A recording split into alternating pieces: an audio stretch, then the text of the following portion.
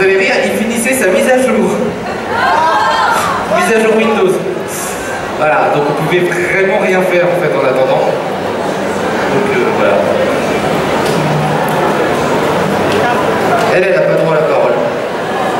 Elle n'a pas été sage. Alors je vous préviens à l'avance, en fait c'est un show complet tomate pourrie, c'est-à-dire qu'il y a des sketchs que j'ai déjà fait avant, 3 que j'ai déjà fait avant, et il y a plein de choses qui sont nouvelles. Et du coup, ça dure à peu près 45 minutes. Comme j'ai eu très peu de temps, je suis obligé de lire mes fiches. Hein, mais c'est pas grave d'en faire avec. Ah, c'est bon. Parce que j'ai pas eu le temps d'apprendre 45 minutes de spectacle en parlant de faire mes vidéos et tout le reste. Bon, voilà. Est-ce qu'on m'entend bien? Ouais, c'est bon. Parfait. Donc voilà, applaudissez le travail graphique de Dave Sheep. Qui est là. D'ailleurs, la Tomato Team est là, ils m'ont aidé à faire le tout en fait. Voilà. Il y a Michael ici qui est le mec qui a fait le script de la dernière vidéo. Il y a Boris qui est en train de filmer avec une caméra de 1985. Il y a Alice qui m'aide également à faire les scripts. Et sur la droite, nous avons respectivement Régalia 30 et Dave Sheep qui sont nos dessinatrices. Voilà. Voilà, tu les as bien affichés, ils sont bien gênés maintenant. Vous avez rien demandé, tu sais. Hein. Ah, mais Dave, c'est pas dans l'équipe. Ok, on y va? On commence? Ah, il n'y a pas de son. Il y a du son normalement, j'en suis à peu près sûr. Voilà. C'est comme ça.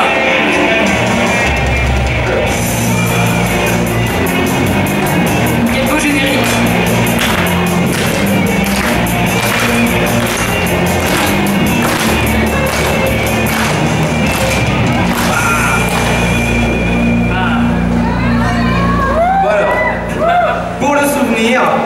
Déjà, je vais expliquer ce que je fais pour ceux qui ne me connaissent pas. C'est pas compliqué, c'est l'émission des tomates pourries. En gros, c'est démonter des abus, des arnaques, des abus marketing, des choses comme ça. C'est parfois en rapport avec les jeux vidéo, parfois avec les mangas, parfois avec Paris. Il y a un peu de tout. Je vous ai fait un petit medley. Voilà, c'est la première fois que je fais un show vraiment concentré là-dessus. Et je vous propose de commencer tout simplement par une petite répétition de ce qu'on a fait la dernière fois. Hein, donc, générique de dessin animé, ça vous dit quelque chose? Franchement, je pense que c'est pas le public pour, à mon avis. Hein. Quand on crée un générique de dessin animé, il y a des règles précises à suivre. Hein. C'est des boîtes de com, des choses comme ça qui font ça, qui donnent des conseils, tout ça. Et dans les années 80-90, il y avait un truc, il y avait un objectif, c'est qu'il fallait vendre absolument les disques audio, les albums, des génériques de dessins animés. Ça faisait partie du chiffre d'affaires, vous voyez. Du coup, le marketing, ça y allait franchement. Ah oui. On va commencer par exemple avec Ulysse 31. Bon, première règle, il y a beaucoup de concurrence, hein, on est dans les années 80-90, donc le gamin, il doit retenir une chose, il doit se faire matraquer, il doit retenir le nom, le titre du truc, il doit retenir Ulysse. Je vous laisse noter les répétitions subtiles.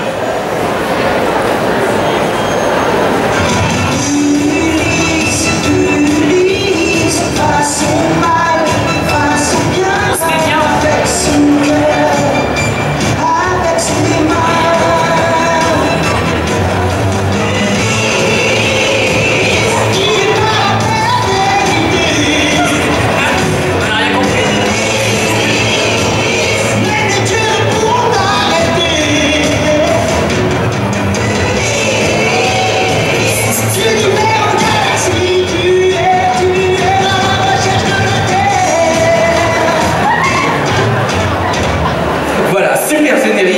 Paroles simples, caméo de Jésus-Christ dans le rôle d'Ulysse, donc tous les symboles sont là, musique entraînante, épique, présentation de l'histoire, du contexte, tout parfait. Sauf que là, il s'est passé un truc génial, t'as le producteur qui est arrivé, qui a vu ça, qui a dit « Bah attends, Gérard, t'as pas casé Nono, là ?» Plaît-il? Bah Nono, tu sais, Nono, le petit robot, c'est le merde, là, qu'on a rajouté pour la tranche moins de 12 ans. Mais attends, on va pas mettre ça, enfin je veux dire, ça colle pas du tout à l'univers, et puis le générique, ça y est, il est fini là. Enfin, bon écoute, c'est nous qu'on paye, alors c'est nous qu'on dit, alors tu mets Nono et puis c'est tout. Ok, d'accord, très bien, mais on a déjà tout dit, là, tu veux que tu dises quoi, Nono? Ouais, j'en sais rien, de toute façon, on s'en fout, si les parents s'intéressaient à l'éducation des gamins, ils les foutaient pas devant des conneries pareilles, t'as qu'à mettre ce que tu veux, tiens. Bref, voilà comment est-ce qu'on bousille un générique.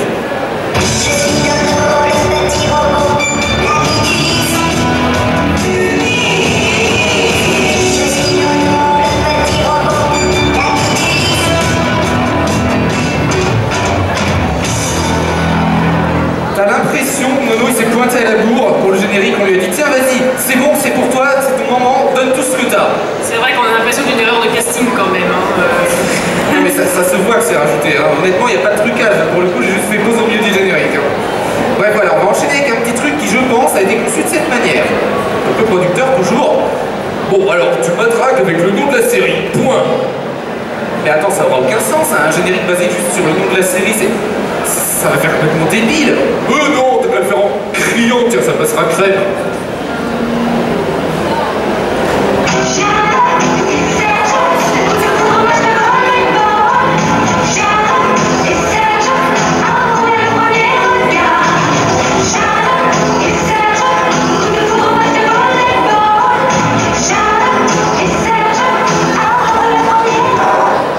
Bon voilà, c'est une lobotomie insupportable, on est d'accord, mais niveau, je répète en boucle le nom de la série pour vendre mes jouets et mes albums, il est encore plus direct et moins subtil.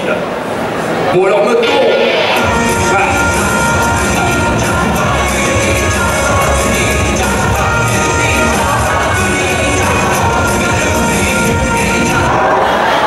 J'ai pas compris, ils font quoi dans la vie les tortues là?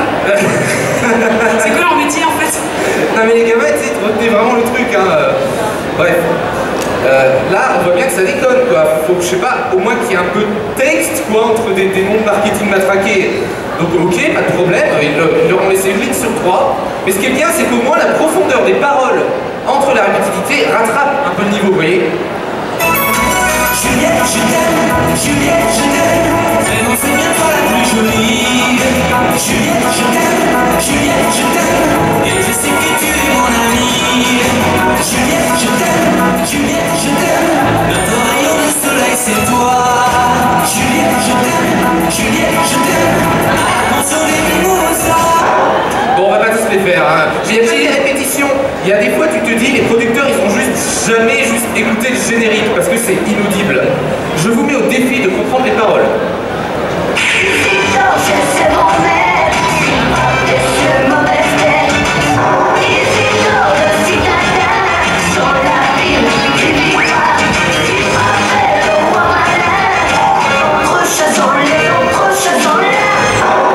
T'as pas compris, pourtant c'est simple. Ça parle d'un steak. Qu'est-ce que tu comprends pas? Qui a compris les paroles? Voilà. Personne. Voilà. Qui pense que le mec devrait arrêter de bouffer des brioches pasquier pendant qu'il chante ses génériques? Franchement. Est-ce que c'est un mec qui chante en fait? Oui, oui, c'est un mec qui chante, oui. Et j'ai eu des doutes pendant longtemps. Moi, j'imaginais une femme d'à peu près 35-40 ans, mais non, c'est un mec qui aujourd'hui a 35-50 ans. Bref. Il y a aussi d'autres petites surprises, comme par exemple ces génériques où il se passe des choix artistiques. Tu comprends pas. Toi, genre. Alors voilà, on a besoin d'un générique pour Princesse Sarah. J'ai rien compris, il y a une histoire avec l'Inde, alors tu mets un sitar. Sitar, c'est, vous savez, le truc un peu indien d'Inde. Non mais attends, c'est pas une comédie de Bollywood. Comment est-ce qu'on peut mettre des trucs comme ça? C'est un dessin animé pour jeunes filles qui se passe à 99,9% dans l'Angleterre du 19e siècle. Ils en ont eu absolument rien à carrer. Osef, la preuve.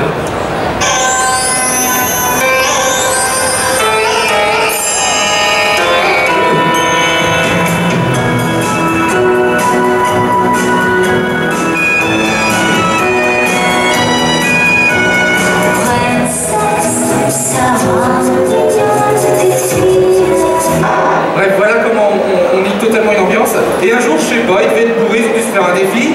Ça a dû donner genre ouais, allez, chiche, t'arrives à placer que le héros, en fait, c'est un fils de peu. Regardez. Ils l'ont fait. Plus fort que toutes les vagues de l'océan, toujours plus loin avant, l'enfant de tous les hommes. Oh, po, po, po.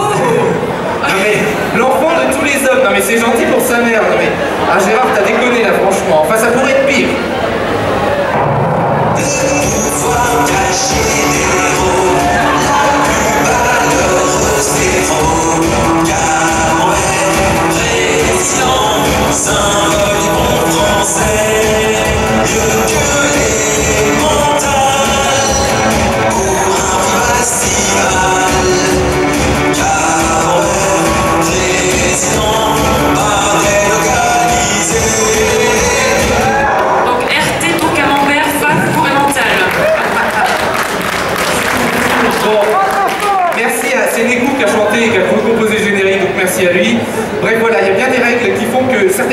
sont restés en tête dans notre enfance, sauf qu'une fois qu'on les connaît, on se dit qu'en fait, c'était peut-être pas une bonne chose pour de bonnes raisons.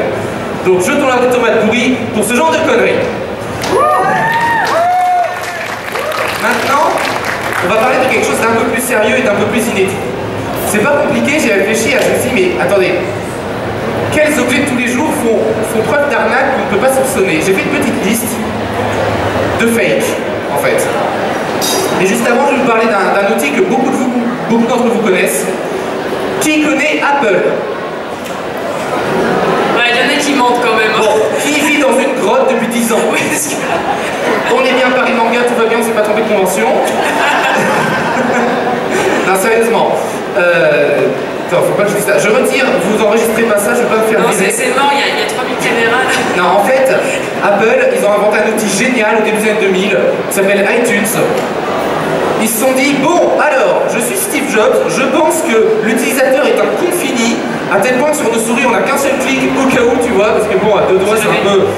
Et je suis désolé, hein, je m'excuse par avance pour tous ceux qui utilisent Apple et qui aiment, hein, voilà. Donc ils se sont dit, voilà, ils sont tellement cons, on va leur mettre un clic sur la souris et surtout, on va faire un logiciel qui va classer leur musique à leur place. Ils savent pas classer de la musique. Nos utilisateurs sont débiles, qu'est-ce que vous voulez que je vous dise? Ils ont fait iTunes, tu lances le logiciel encore aujourd'hui, d'ailleurs surtout aujourd'hui, tu lances le logiciel, il va scanner automatiquement ton disque dur, tes périphériques USB, tes lecteurs MP3, iPod, tout ça, il va te classer automatiquement les musiques, sauf que depuis quelques temps, ils ont rajouté une fonctionnalité qui est passée un peu inaperçue. C'est qu'en fait, si tu as payé, si tu as acheté la musique sur iTunes et que tu l'importes depuis un lecteur MP3, genre, allez, t'es sur t'achètes, je sais pas moi, musique des Beatles sur iTunes. Après, tu gardes ton compte iTunes qui retient du coup l'information de l'achat. Après, plus tard, allez, on s'en fout, tu changes d'ordinateur et tout, et il retrouve un vieux MP3 des Beatles. iTunes va automatiquement aller rechercher la meilleure version, la meilleure qualité de cette même musique sur Internet et la remplacer sur ton disque dur. Le but, avoué, c'est que automatiquement, grâce au fantastique logiciel iTunes, toutes les musiques que tu as, tu les retrouves automatiquement dans la meilleure qualité possible. Mais ça a l'air cool comme ça. C'est vachement cool. Ouais. Sauf qu'il y a un mec qui est en fait, donc c'est arrivé il n'y a pas très longtemps, il y a quelques mois aux États-Unis. Enfin, il y en a eu plusieurs en fait. Hein. Il avait des enregistrements uniques au monde de répétitions d'artistes connus, je me souviens plus des noms, de préparation de musique dans les répétitions avant que le morceau ne soit finalisé. C'est un peu comme si vous aviez des versions bêta des musiques de Michael Jackson. Forcément, à un moment, il a dû renouveler son matériel informatique et iTunes a supprimé et remplacé toutes les versions bêta avec des versions bonne qualité commerciale du... Mais il a tout perdu, c'était alors là, j'ai quand même une question, mais le gars, il a un truc unique au monde, pourquoi il l'a pas copié? Ah, mais il a sans doute fait des copies, mais j'ai vu ça sur un forum par hasard, le mec il gueulait quoi. Faut faire une copie, ça. Voilà, donc merci Apple de tout faire à notre place. Est-ce que tu peux toucher à tes fesses, s'il te plaît? Voilà, sachez-le, on sait jamais. Alors ça peut être valable aussi si, je sais pas, hein, si vous avez un enregistrement de concert ou des choses comme ça, iTunes a tendance un peu à toucher à ses fesses. Ah ouais, quand même. Non mais ça peut poser des problèmes. D'accord. Ensuite, on va passer aux fake. Toute une liste de fake. On va commencer par le truc le plus courant que tout le monde utilise, surtout en ce moment, c'est les batteries. Alors quand je dis batterie, c'est pile en fait. Hein. Les piles que vous mettez dans vos Game Boy. Voilà. Donc ça est suivante, vas-y. Il y a des fausses piles. En fait, tu achètes des piles, tu vois des prix en Chine, parce qu'aujourd'hui tout le monde se dit on va quand même pas faire vivre les petits commerçants en France, on va acheter en Chine parce qu'on est des malins. Et ouais. Et au lieu de payer notre pile, je dis une connerie, un autre pile 10 € en France, on le voit à 4 € en Chine, frais de port inclus. Tu te dis super, putain, je fais de bonne affaire, c'est la même marque et tout. Et surtout, c'est la même capacité. La pile, elle arrive de Chine, tu la reçois chez toi, bon bah voilà, c'est une pile, il n'y a pas de... Non. En fait, ils t'enroulent la pile dans tout un tas de papier, dans tout un tas d'emballages, de sorte à grossir la circonférence de la chose. Sauf qu'en fait, la pile, elle n'a pas de capacité. En fait, tu reçois bien une pile qui fait la bonne taille, qui fait le bon tout ce que vous voulez, mais qui n'a pas de capacité. Donc c'est de la merde intégrale de A à Z. Il y a un moyen, je vous donne l'astuce, pour poser une pile, pour savoir qu'elle ne soit pas complètement merdique. Il faut au moins qu'elle pèse 35 grammes à peu près. Ah mais c'est pratique. Voilà. Peser toutes ces piles. Bah, si tu achètes des piles de Chine, bah, voilà, pour l'air con. Bref, continue parce que c'est pas tout. Il y a également les batteries de rechange pour téléphone. Vous avez tous des smartphones, normalement. Et il y en a pas mal d'entre vous qui ont dû avoir des problèmes de batterie à un moment, qui se sont dit putain la vache, chez la boutique Orange, la batterie c'est 40 € à changer, mais sur internet on peut l'avoir pour moins de 10 € en la faisant la batterie depuis la fabricant en Chine. Ça a l'air d'une bonne affaire, hein. Sauf qu'en fait il y a des petits experts qui se sont amusés à faire fondre les batteries pour comparer un peu la qualité des composants. C'est pas ce que vous croyez. Ce qu'il y a dans les batteries qu'on trouve de Chine, enfin des fakes, hein, toutes ne sont pas des fakes heureusement, en gros c'est à peu près la même consistance que les magnettes qu'on met sur le réfrigérateur. Donc c'est pas très fin et surtout ils te collent même les étiquettes et tout, ce qui fait que quand tu reçois la batterie, toi tu penses acheter une batterie Samsung originale et tout, tu as même une fausse étiquette par-dessus et tout, mais quand tu la décolles, bah, tu vois des trucs qui n'ont rien à voir en fait. Est-ce que ce serait par hasard de la contrefaçon? Non, pas du tout. C'est de la réinterprétation du capitalisme. Oui, voilà. Donc voilà, faites attention, maintenant vous savez, c'est quand même un truc que les gens savent pas. Donc vas-y, continue. Alors ensuite, on va plus loin. Est-ce que vous aimez les jeux vidéo? Alors normalement, vous avez vu qu'en ce moment, les consoles de jeux misent beaucoup sur les graphismes, parce que c'est très important. Hein. Ah bon? Pas sur le gameplay? Ah non mais les mecs qui te sortent des jeux pourris, c'est tous les mêmes, t'as toujours les mêmes jeux de shoot, de foot, de bagnole, mais derrière ils se disent, les joueurs ils achètent pas, qu'est-ce qu'il faut? Ah ben, on va sortir une nouvelle console, on va sortir une Xbox Scorpio, on va sortir une PS4 Pro, parce qu'en fait ils achètent pas à cause des graphismes. Ah oui. Ah oui, c'est vrai qu'on a tous une télé 4K dans la voiture. Et en fait, pour faire ces beaux graphismes, il y a des sociétés qui font ce qu'on appelle un moteur 3D. Moteur 3D, en gros, c'est le système dans lequel tu vas mettre tes éléments en 3D pour faire afficher des choses et te balader dans des jeux comme, je sais pas, Tomb Raider, Call of Duty, FIFA, enfin la plupart des jeux récents, c'est des moteurs 3D. Et il y a une société qui a sorti un moteur 3D révolutionnaire. Regardez.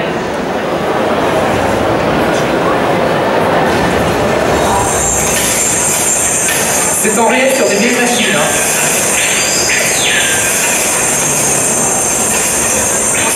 Franchement.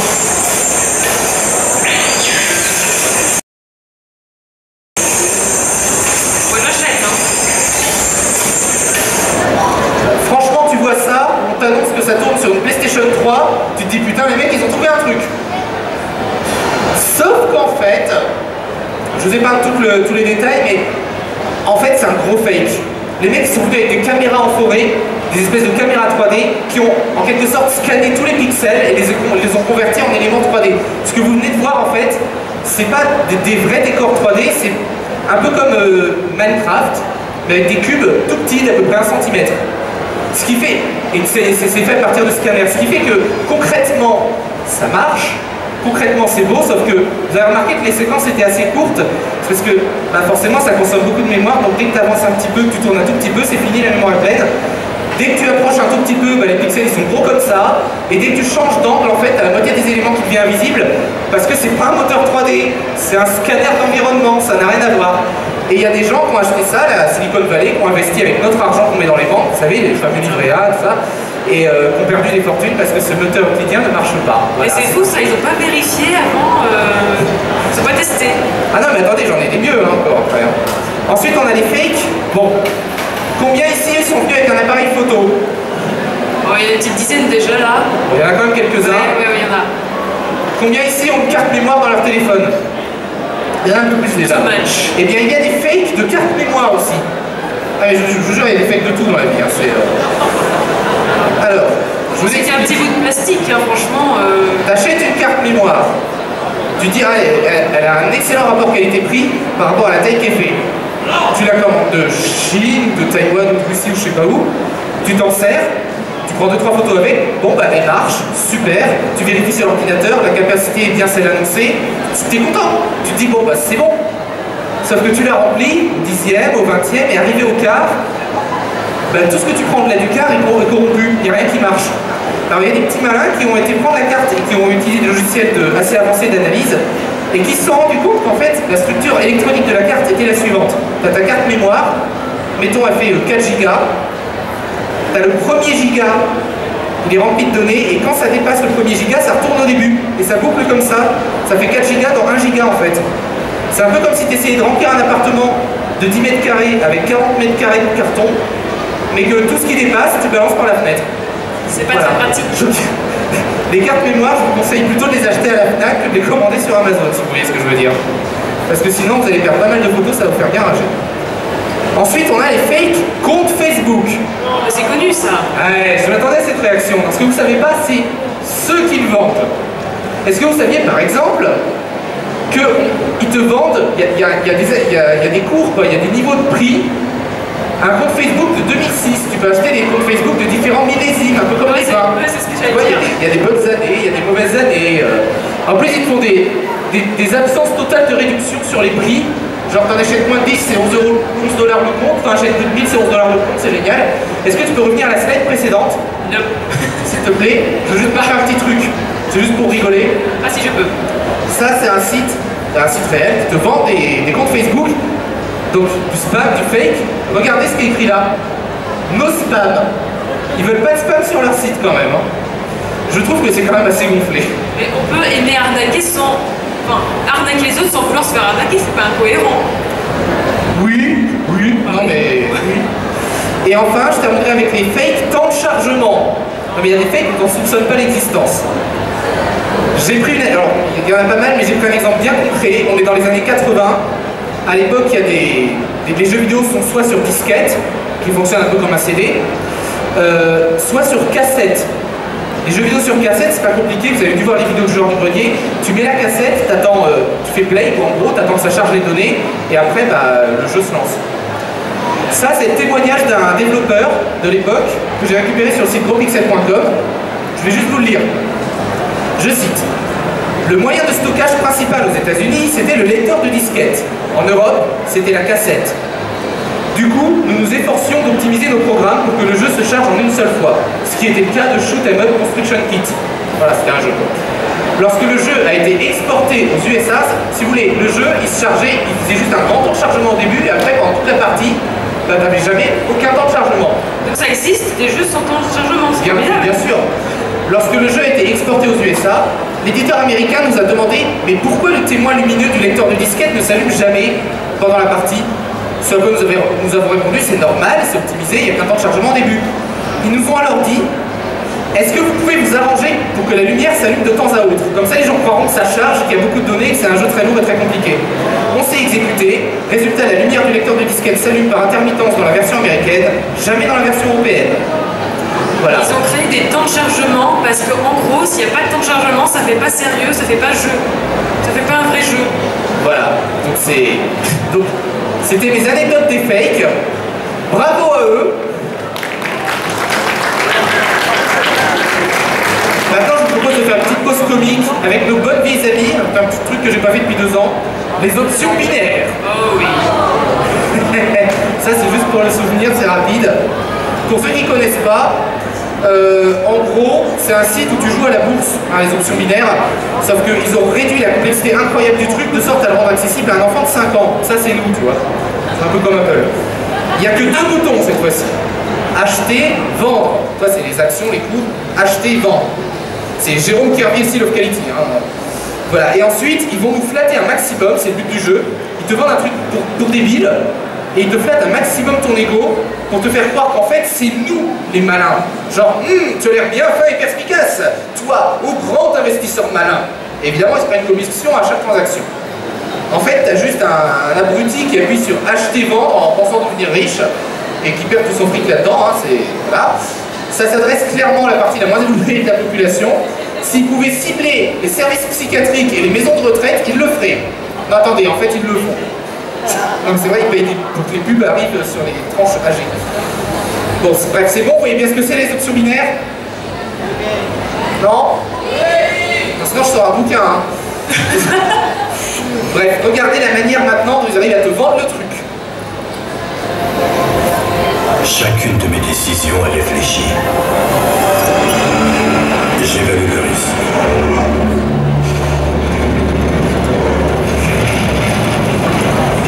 Le profit.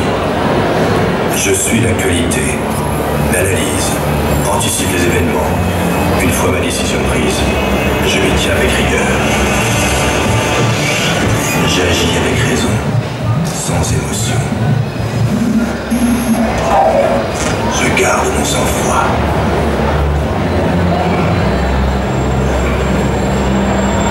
Je dois savoir quand investir ou pas. Quand je gagne, je le sens bien. Quand je perds,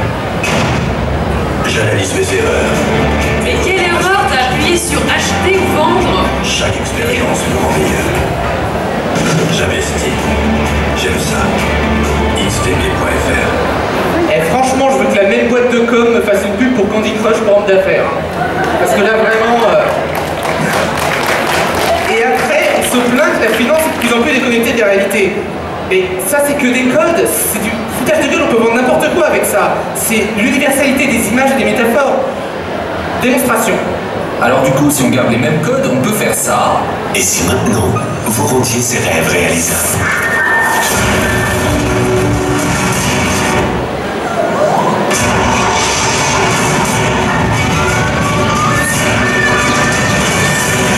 Développé par nos vétérinaires, Proplan est formulé avec OptiNutrition, la dernière innovation Proplan aux bénéfices scientifiquement prouvés. Pour nous, c'est prendre un bon départ pour une vie formidable.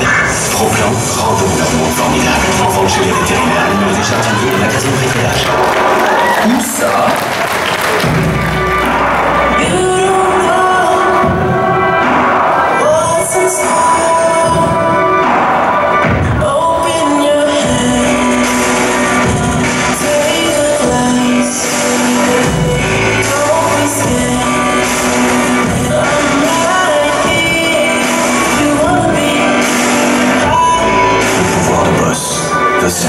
Le nouveau parfum pour homme. Et même Gévanodoris. Anticipe les événements.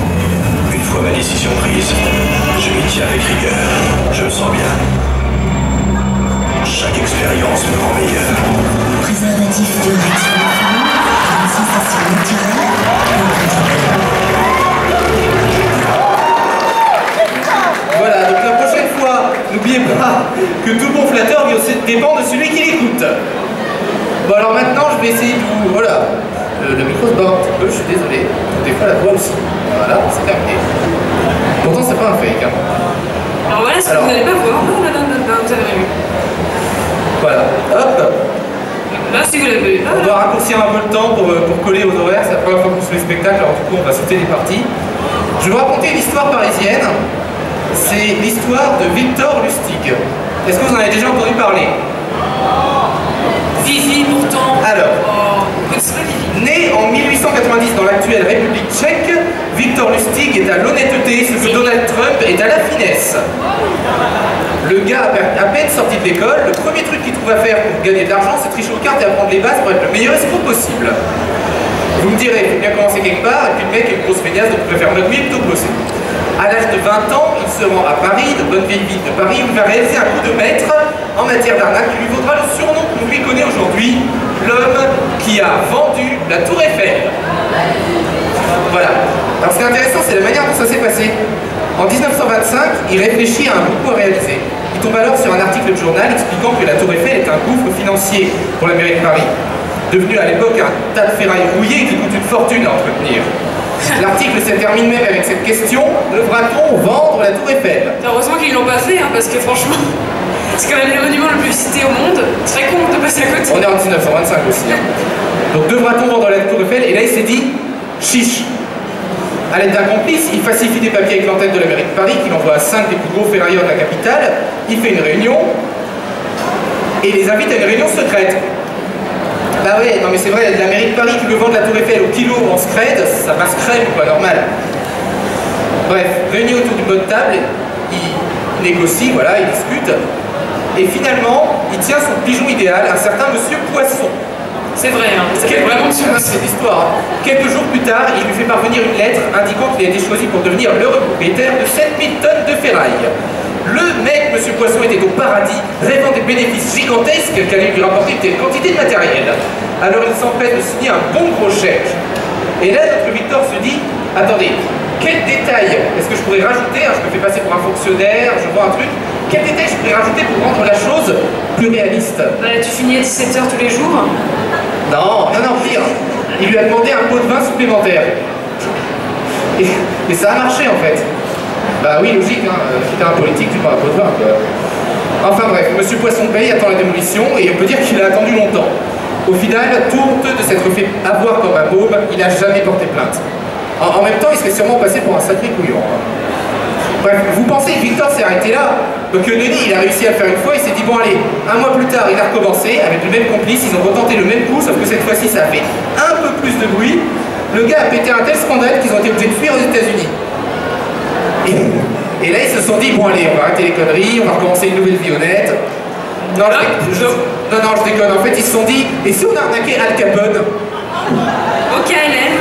Ils lui ont emprunté 50 000 $ en lui promettant de doubler sa mise et se sont fait gauler un mois plus tard par les hommes de Capone. Ils ont dû lui rendre l'argent, mais l'audace de Victor était telle qu'impressionné, le parrain de la pègre lui fila quand même 5 000 $. En même temps, il faut avoir une sacrée paire de gonades pour tenter d'arnaquer Al Capone, hein, ou être complètement con. Bref, Lustig continua son petit train-train d'arnaque comme ça en Amérique. Il fut arrêté quand même la bagatelle de 47 fois. À la 48e, ils se sont dit qu'il serait peut-être bon de l'enfermer. Et il a été envoyé à Alcatraz pour 15 ans, où il fut sous la protection d'un certain Al Capone. Ouais, non mais je crois qu'il a vraiment été impressionné par le culot du mec en fait. On raconte que lorsque les gardiens vidèrent sa cellule après sa mort, ils y trouvèrent, semble-t-il, une carte postale représentant la Tour Eiffel avec annoté dessus « Vendu 100 000 francs », soit 80 000 € d'aujourd'hui quand même. Pas très cher en fait. Hein. Voilà, maintenant je vais directement vous raconter, ça c'est ma préférée, les fausses lettres de Denis Vrain-Lucas. Tout le monde connaît Denis, hein, on le présente plus. Bon, qui connaît les fausses lettres de Denis Vrain-Lucas? Personne, et pourtant ça concerne des choses que vous connaissez normalement. Est-ce que parmi vous il y a des collectionneurs? Ça collectionne voilà, des animaux? Non, parce que notre prochaine victime en était un sacré de collectionneur. Et un sacré couillon aussi. Ce qui est assez paradoxal quand on sait que la personne en question, c'est Michel Schall. Alors pour ceux qui ne savent rien, Michel Schall, c'est un célèbre mathématicien, donc quelqu'un de connu, hein, quelqu'un de rationnel et tout. Et vous avez tous travaillé au moins une fois sur son théorème. Mais si vous savez, la fameuse relation de Schall, c'est AB plus BC égale AC. Pourquoi tu leur rappelles ça? Ils sont là pour s'amuser, pourquoi tu leur rappelles ça? Attends. Je te donne des théorèmes pourris. Ce mec-là a acheté un nombre incroyable de fausses lettres à un faussaire. Ce dernier prétendait avoir accès à une collection d'autographes, des lettres manuscrites, de personnes célèbres à vendre. Et alors là, tout y passait. On commence avec Molière, Racine, Rabelais, puis ensuite ça a commencé à déconner. Je sais pas, c'est parti sur Charlemagne et tout. Puis à mesure, c'est devenu de plus en plus folklore, avec une lettre de Ponce Pilate, une autre de menace de Abel à Caïn, de Marie-Madeleine ou encore de Cléopâtre à César. Pourquoi pas? Et là vous allez me dire, bon bah, c'était des lettres sans doute très réalistes et tout. Non, il s'emmerdait pas, il prenait un papier, il écrivait en français en fait. Cléopâtre qui écrit en français. Et vous étudiez les théorèmes du mec qui a acheté ses conneries à l'école. Hein. Enfin bon. On a tous ces petites faiblesses, hein. Lui c'était papier. Et c'est qu'on apprend un tas de choses avec ce bon vieux Denis quand même. Hein. Michel acheta, entre 1861 et 1867, 27 320 documents pour un total de 140 000 francs or. Si vous voulez, c'est à peu près 1 million d'euros quoi. Putain, 1 million d'euros pour des papiers. Ah non mais attendez, ce qui est génial, c'est ce qui s'est passé après, c'est la manière dont ça s'est terminé. Les choses commencent à puer quand Vrain-Lucas commence à lui vendre des lettres de Pascal qu'il aurait envoyées à Newton. Vous savez, le mec qui a inventé la théorie, la pomme, tout ça. Sauf que Newton, à l'époque, était âgé de 11 ans. C'est gouré, il n'y avait pas la Wikipédia pour vérifier les dates de naissance des gens, vous voyez. Lettres dans lesquelles il aurait soufflé la théorie de l'attraction universelle aux futurs physiciens. Quand le mathématicien en fait part à ses collègues de l'Académie des sciences, ceux-ci sont perplexes. Si on devait résumer leur pensée, ça donnerait un truc du genre non mais Michel, c'est un tissu de conneries tes lettres. Et puis Pascal a absolument pas pu faire les calculs nécessaires pour parvenir à tel résultat. Tu les fais couillonner comme un bleu. Non. Le scandale éclate dans la presse, ce qui fout en pétard les Anglais. Bon, Michel Schall persiste et signe en montrant de nouvelles lettres pour répondre à toutes les critiques qu'on pouvait lui faire. Bref, c'était extrêmement malaisant. Lettres fournies